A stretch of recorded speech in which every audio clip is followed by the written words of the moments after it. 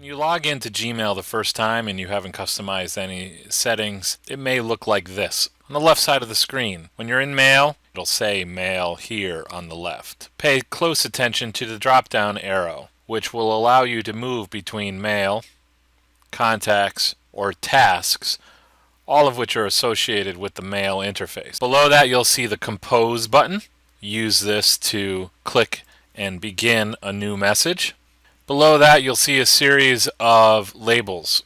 For example, the inbox, which will show that there are 3 unread messages, the 3 messages here on the right. Tag for anything that's starred, sent mail, drafts. If you were to begin a message and not finish it, it automatically is saved as a draft.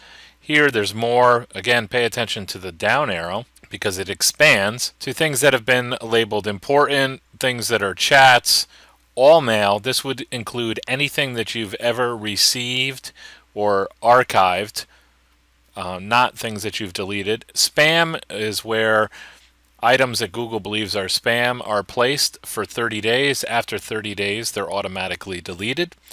And then there's the trash can where deleted messages are kept for 30 days and then deleted. Here you also have categories in your mail: social, promotions, updates, forums.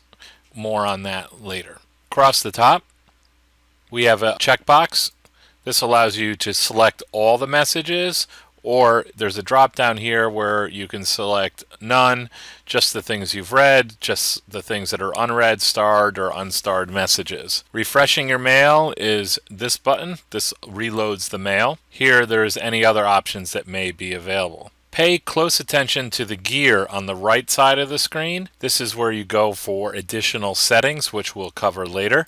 Also, you can change the density of the display.